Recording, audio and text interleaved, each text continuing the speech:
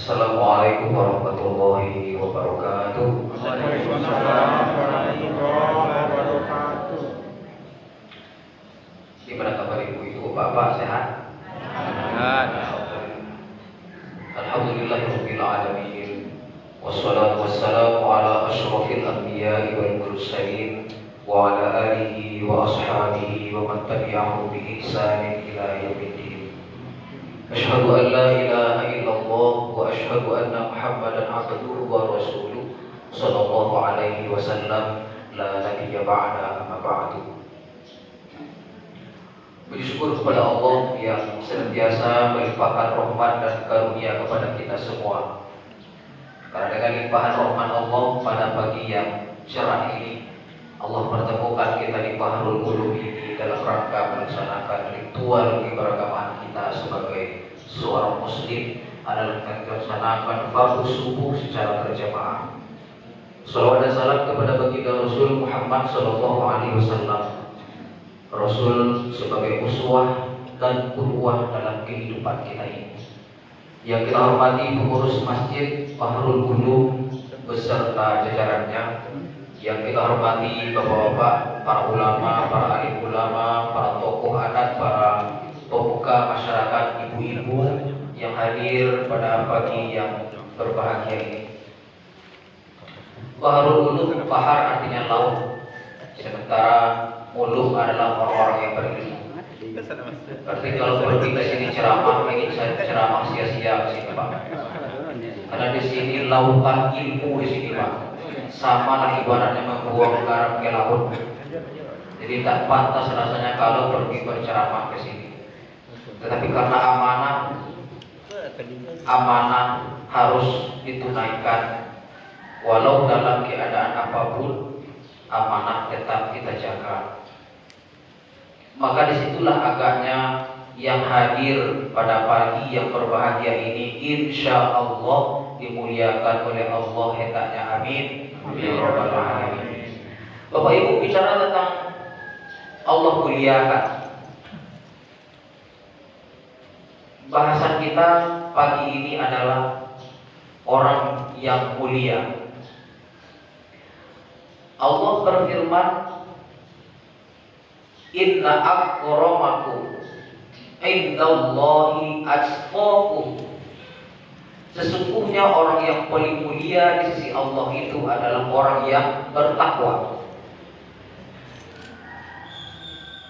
Apakah boleh menyebut mulia kepada selain Allah?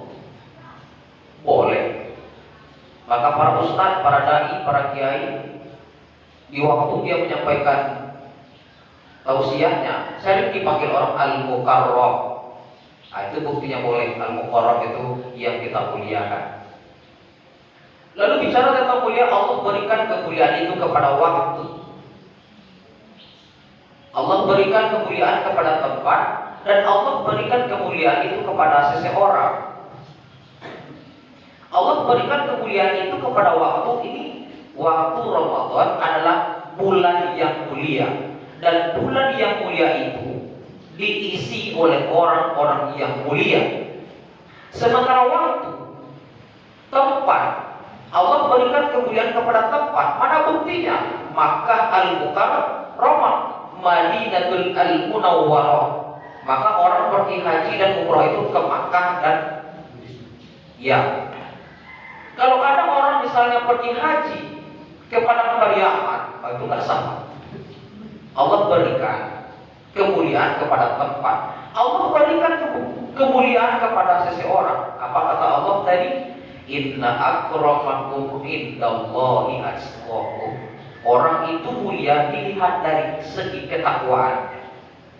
Bapak Ibu sidang jemaah subuh yang dirahmati Allah. Ada buku berjudul Ar-Risalah Al-Husainiyah. Buku tersebut menceritakan tentang orang yang soleh. Orang soleh artinya baik, baik akidahnya, baik ibadahnya, baik amalannya, lengkap infak dan sedekahnya. Tetapi ternyata orang soleh ini Bapak Ibu, di hari kiamat lama dia lisan Allah Subhanahu wa taala.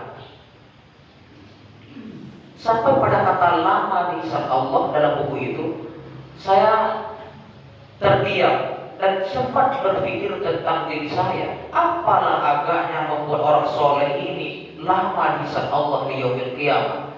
Setelah saya lanjutkan membaca buku itu, ternyata orang soleh ini ketika dia hidup di dunia, dia pernah menghadiri undangan kenduri. Ketika menghadiri undangan kenduri tersebut disuguhkan dengan daging kambing, maka orang soleh itu memakan daging kambing. Setelah dia makan, apa yang terjadi Bapak Ibu sedang jemaah subuh rahimakumullah? Maka serpihan-serpihan kecil daging kambing yang dimakan itu menempel di giginya.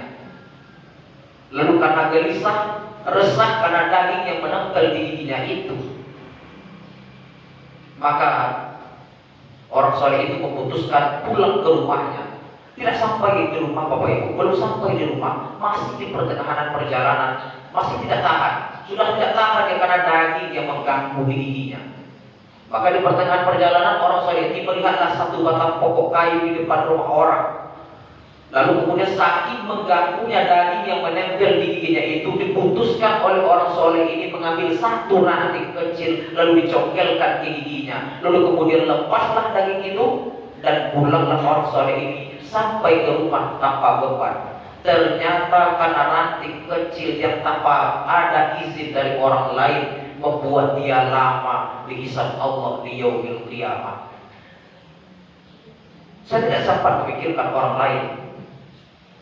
Yang saya pikirkan di saat membaca itu adalah, lalu bagaimana agaknya dengan tangan-tangan saya, kaki yang saya langkahkan ini, berapa banyak ranting kecil orang yang tidak pernah dapat izin saya ambil dengan tangan saya ini.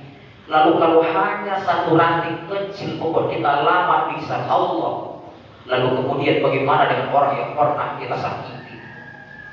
Kalau begitu, akankah kita mulia di sisi Allah? Orang yang mulia cirinya pertama adalah meminta maaf kepada orang lain. Jadi kalau ada hak orang lain, kalau mungkin ada bagian dari orang lain yang terambil yang orang tidak tahu dulu, bahkan sekarang ataupun lusa, maka mintalah keridhoannya, mintalah izinnya, walaupun mungkin satu ranting kecil yang kita ambil, menurut kita adalah itu hal yang remeh-temeh, tetapi kemudian hal yang remeh-temeh itu menghilangkan kemuliaan kita sebagai manusia, dan itulah yang akan membuat kita lama di hisab Allah di yaumil qiyamah nanti. Bapak Ibu sidang jemaah subuh rahimakumullah, maka kemuliaan itu sebenarnya tidak dapat diukur dengan peci yang orang kenakan. Maka kemuliaan itu tidak bisa diukur dengan jubah besar yang orang kenakan. Maka Bapak Ibu sekalian yang saya hormati, maka kemuliaan tidak akan dapat dilihat dari mukena putih yang telah ibu kenakan di setiap waktu ibu pergi ke masjid. Karena kenapa?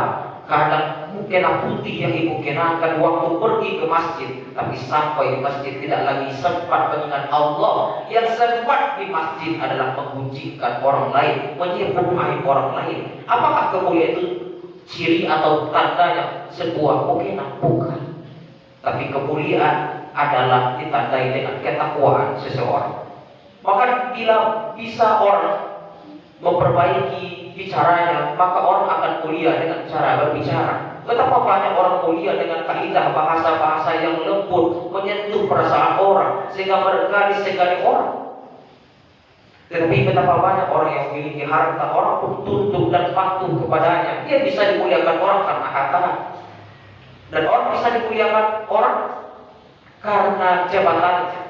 Tapi kalaulah sekiranya mungkin karena mulut kita membuat orang merintih, kalau harta yang kita punya membuat orang tidak lagi segan, kalau ilmu yang kita miliki tidak lagi membuat orang bisa memperhatikan kita, maka sesungguhnya kita sudah mengabaikan kemuliaan yang Allah berikan. Apa buktinya? Di antara seluruh makhluk yang Allah ciptakan ini, Bapak Ibu kaum muslimin sedang jemaah subuh rahimakumullah, adalah manusia yang paling mulia.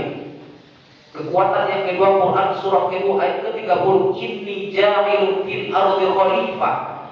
Sesungguhnya Allah menjadikan manusia ini sebagai khalifah. Allah percayakan khalifah kepada manusia, itu pertanda manusia adalah makhluk yang paling mulia. Lalu kenapa hari ini kita banyak tidak mulia? Kenapa orang sekarang mengabaikan kemuliaan itu? Dan kenapa orang sekarang tidak lagi mencari jati diri menjadi orang yang mulia? Maka itulah sebabnya. Contoh dari riwayat dalam buku itu tadi.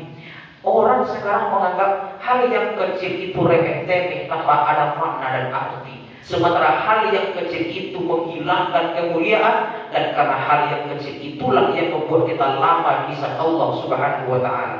Maka pantas ketika para sahabat menyampaikan kepada para tabi'in, wahai para tabi'in, kata para sahabat, apa bedanya engkau dengan kami? Kata para sahabat, kami hidup ketika masa Rasulullah Muhammad SAW, sementara kalian hidup setelah masanya baginda Rasul Muhammad SAW. Apa yang membedakan kita? Quran kita sama, ibadah kita sama, kita menyembah Tuhan yang sama, infak dan sedekah kita sama banyak. Lalu apa yang membedakan kita? Kata para sahabat, wahai para tabi'in, engkau melihat kesalahan sebesar ujung rambut adalah hal yang remeh-temeh, sementara kami para sahabat melihat hal yang kecil atau kesalahan kecil itu adalah sebuah dosa yang sangat besar yang bisa membuat kita lama di sisi Allah Subhanahu wa taala. Orang sekarang tidak lagi menghargai Bapak Ibu muslim sidang jemaah syukur rahimakumullah. Kadang agaknya ada orang berpikir, apa benar ini Ustaz ini? Kok kecil betul, pakai jaket lagi. Mohon maaf karena hari agak terlalu dingin Pak. Saya tinggal jauh di ujung atas itu, terlalu dingin pakai ini lah saya. Kadang juga ada orang yang mana lagi, ada pandai Ustaz ini, apa lain? Lo gak ya Ustaz lo? Ya soal, naik pada Ustaz ini.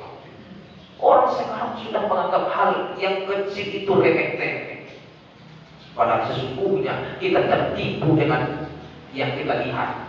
Mata ini bisa berdusta Bapak Ibu muslimin rahimahullah.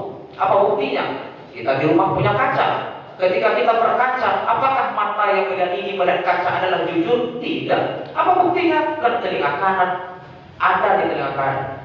Di telinga kanan ini kelihatannya di sebelah kiri Bapak. Itu membuktikan bahwa mata tidak selalu benar. Lalu bagaimana ketika kita melihat kesalahan orang? Lalu bagaimana kita dengan melihat profil dan gaya orang? Lalu kemudian kita remeh-temeh aja terhadap semuanya. Maka sesungguhnya orang yang paling merugi itu adalah orang yang menganggap kecil, menganggap remeh-temeh saja semua orang. Maka sesungguhnya dia adalah orang-orang yang merugi. Maka sekali lagi ditekankan bahwa Ramadan adalah bulan yang mulia. Siapa yang mengisi kemuliaan ini? Adalah orang-orang yang mulia. Tidak mungkin kemuliaan itu didapatkan kalau bukan orang-orang yang mulia.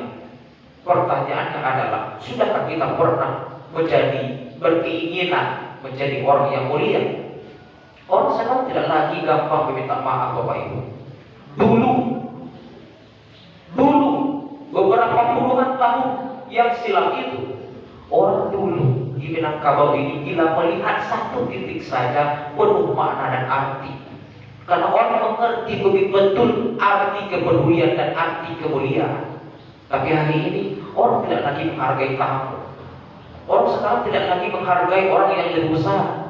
Betapa banyak penghafal Quran. Apakah orang penghafal Quran itu tidak mulia? Mulia. Al-Quran adalah kitab yang mulia. Penghafal Quran adalah orang yang mulia. Orang yang berilmu adalah orang yang mulia.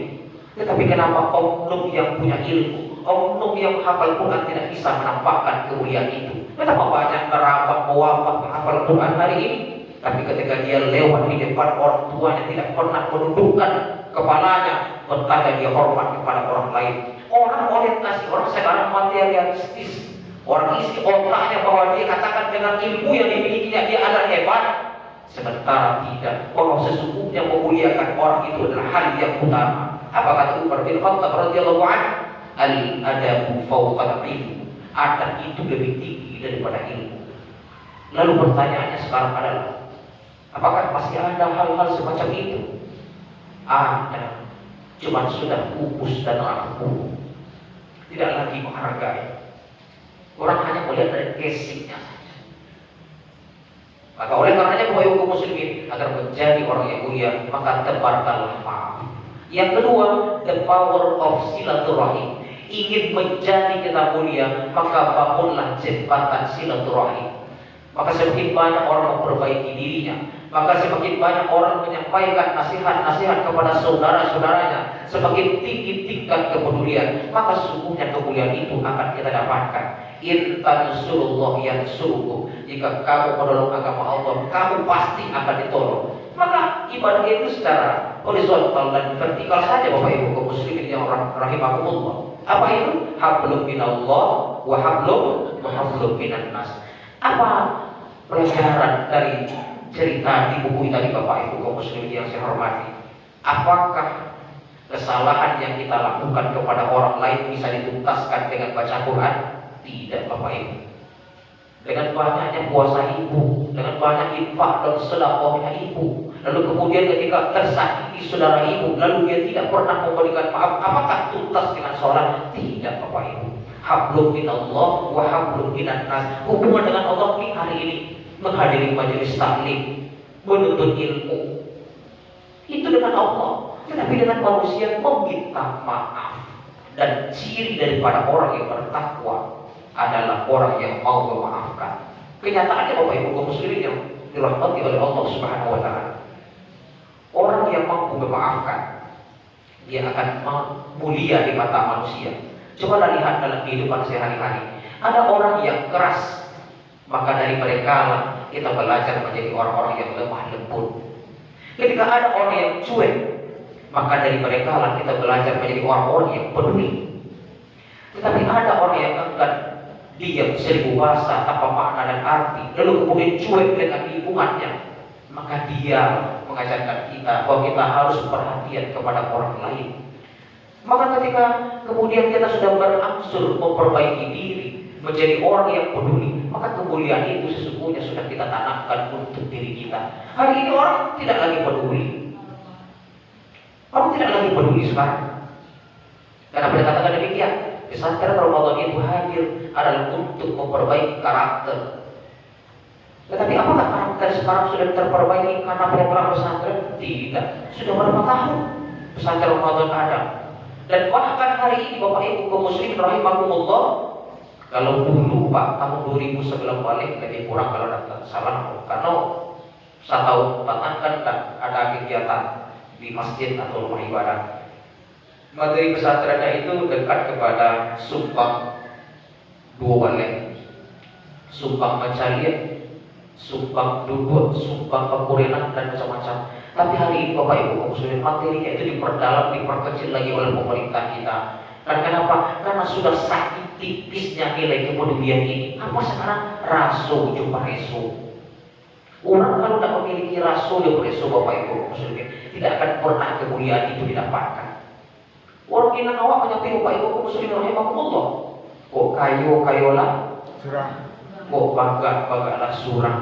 Kok hebat sakit rancak-rancaklah surang. Ampun indah kamu minta. Bukankah begitu Bapak Ibu kaum muslimin? Tidak peduli orang. Tapi kalau rasa peduli itu ada, rasa kemuliaan itu ada, hakikat atau esensi daripada khalifah yang Allah ciptakan itu adalah kemuliaan. Maka orang yang datang ke masjid ini adalah orang-orang yang mulia. Bapak Ibu semua yang datang hari ini adalah orang-orang yang mulia.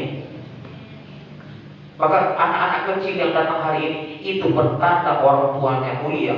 Dia mampu menggerakkan anaknya menuju masjid. Tetapi bagaimana? Apakah kewajiban sampai di situ saja? Belum selesai Bapak Ibu. Mungkin Bapak dan Ibu satu keluarga bisa ke masjid. Lalu bagaimana tanggung jawab dengan keluarga di sebelah tetangga? Maka kemuliaan sebenarnya adalah hal yang utama dan penting. Maka ingin mendapatkan kemuliaan, satu di antaranya adalah berbanyak maaf. Kemudian yang kedua, bangun silaturahim. Lalu yang ketiga, agar menjadi orang-orang yang mulia di mata manusia dan di mata Allah, maka jadilah kita ini sebagai manusia bersifat ikhlas. Ikhlas berlapang dada Bapak Ibu kaum muslimin rahimakumullah. Bersabar atas segala ujian dan cobaan yang datang menghampiri kita. Hari ini pada masa COVID-19 ini, mungkin banyak orang-orang yang kehilangan pekerjaan, Makin banyak orang-orang sekarang yang tidak berjumpa dengan saudara dan tetangganya, atau bahkan ibu dan anak kandung saya tidak dapat bertemu. Apakah kita berkeluh kesah? Memang kita ini berkeluh kesah diciptakan Allah. Innal insana khuliqa halu'a. Sesungguhnya manusia itu diciptakan dalam keadaan berkeluh kesah. Tetapi kaum muslimin yang saya hormati sidang jemaah subuh rahimakumullah, akankah kita berkeluh kesah lalu kemudian menyalahkan Allah? Tidak, Bapak Ibu muslim. Maka ikhlaslah. Maka dengan hal semacam ini yang terjadi, Allah tidak pernah menganiaya umatnya. Allah tidak pernah menzalimi umatnya. La yukallifullahu nafsan illa wus'aha. Tidak pernah Allah bebankan kecuali sesuai dengan kesanggupannya. Lalu kenapa kita merintik? Lalu kita kenapa demo? Lalu kita kenapa protes yang tidak beraturan kepada pemerintah? Memang itu yang harus jadi ditetapkan. Atiiullah wa atiiur rasul wa ulil amri minkum. Maka orang-orang yang ikhlas, maka dia akan sesungguhnya mulia. Bapak Ibu muslimin yang dirahmati Allah. Dan kehidupan kadang ekonomi kita mungkin porak-marik. Mungkin kita tidak selalu punya uang. Mungkin kita tidak selalu bahagia karena harta. Tetapi ketika kita ikhlas menerima segala sesuatu, wa may yattaqillaha yaj'al makhraja, maka Allah akan datangkan rezeki pada hal yang tidak kita duga-duga dan tidak kita sangka-sangka. Bapak Ibu muslim yang dirahmati Allah.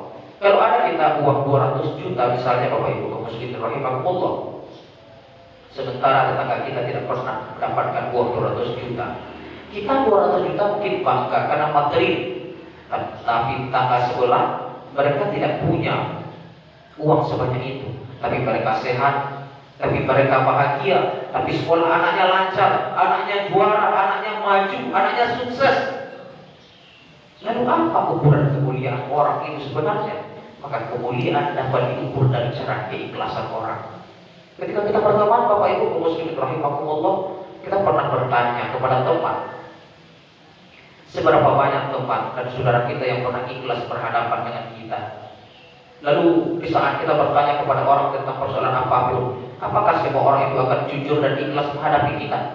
Belum tentu, Bapak Ibu muslimin. Kalau hanya manusia dan materi menjadi ukuran kita, maka sesungguhnya keikhlasan tidak akan pernah kita dapatkan. Maka ketika ingin menjadi orang yang mulia, ikhlaslah atas segala sesuatu yang Allah tentukan di dalam hidup ini. Maka ketika ingin kita menjadi orang yang mulia, 3 hal yang perlu. Pertama, perbanyaklah maaf dan memaafkanlah sesama manusia.